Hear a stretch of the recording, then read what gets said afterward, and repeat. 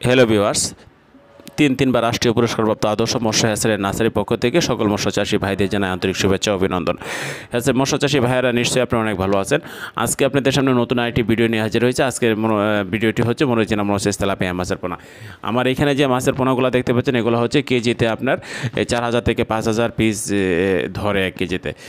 আপনার এই সাইজের পোনা আমার এখানে অ্যাভেলেবেল আছে। যার সে সকল সম্মানিত মৎস্য চাষী ভাইয়েরা আমার প্রতিষ্ঠান থেকে অরিজিনাল মনোসেস তেলাপিয়া মাছের পোনা নিতে যাচ্ছেন, তার মাছ কিনে দেওয়া নাম্বারে যোগাযোগ করে আমাদের প্রতিষ্ঠান থেকে অরিজিনাল মনোসেস তেলাপিয়া মাছের পোনা আপনারা সংগ্রহ করুন।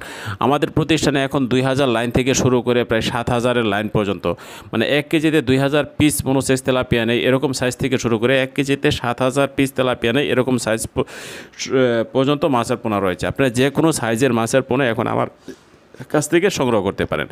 আর মনোসেস তেলাপিয়া মাছের ব্যাপারে নতুন করে উৎসাহ দেওয়ার আপনাদের কিছুই নেই।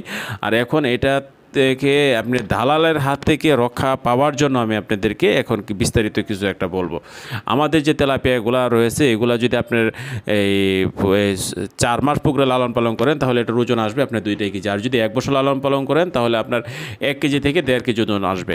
আর রেটের ব্যাপারে আপনাদেরকে বলি, কারণ আমি একটা জিনিস খেয়াল করছি যে হ্যাচারি থেকে চাষিরা মাছের পোনা না কিনে তারা দালালের কাছ থেকে নিতেছে, এবং কি 1 বছর লালন পালন করার পর যারা যখন লসের সম্মুখীন হচ্ছে তখন বলে যে অমুক এলাকার মাছ খারাপ।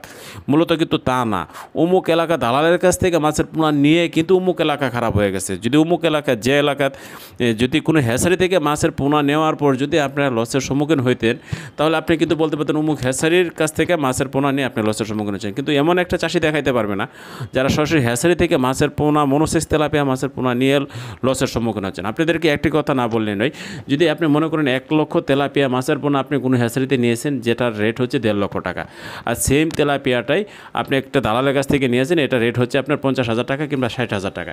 এখানে কিন্তু আপনার প্রায় 60-70,000 টাকা একটা ঘাটতি দেখা গেছে। যে হ্যাচারি থেকে মাছের পোনা যদি 1 লাখ পর্যন্ত যদি কিনেন তাহলে দেখা গেছে কি আমি 50 থেকে 60,000 টাকা বেশি দিয়ে কিনতে হচ্ছে। আর যদি দালালের কাছ থেকে কিনেন তাহলে 50 থেকে 60,000 টাকা কম দিয়ে আপনি কিনতেছেন। আর আপনার এটা যখন আপনি বাজারে বিক্রি করবেন, যখন হ্যাচারি থেকে যে পোনাটা কিনে নিয়ে গেছেন এটা আপনার কেজিতে আসবে থেকে 2টা 1 কেজিতে আসবে 2টা। আর দালালের কাছ থেকে যেটা নিয়ে গেছেন ওটা আপনার যখন বিক্রি করবেন, বা আমি 4 মাসের হিসাব দিচ্ছি, 4 মাস পরে দালালের কাছ থেকে যেটা নিয়ে গেছেন এটা হবে আপনার 10 থেকে 15টা কেজি। এখন আপনি হিসাব করেন যে আপনার 2টা কেজি আনতে যদি খাদ্য খরচ হয় 10 লক্ষ টাকা ওই 4 মাসে, আপনার ওই 10টা কেজি আনতে কিন্তু খাদ্য খরচ হচ্ছে 10 লক্ষ টাকা। মানে খাদ্য কিন্তু আপনি সেম প্রয়োগ করছেন, আবার এই আপনার লসের সম্মুখীনও কিন্তু হচ্ছেন। এখন আপনি যদি হ্যাচারি থেকে মাছের পোনা কিনতেন আপনি কিন্তু 40,000 টাকা কিংবা 50,000 টাকা বেশি দিয়ে আপনার মাছ কিনতে হইতো, কিন্তু আপনার লাভের সম্মুখীন হইতে পারতেন। তো এটাই আপনাদের বোঝার বিষয়। আপনি আজকে এটা বলার জন্যই আপনাদেরকে ভিডিওটি করা। তো সবাই ভালো থাকবেন, সুস্থ থাকবেন। আসসালামু আলাইকুম।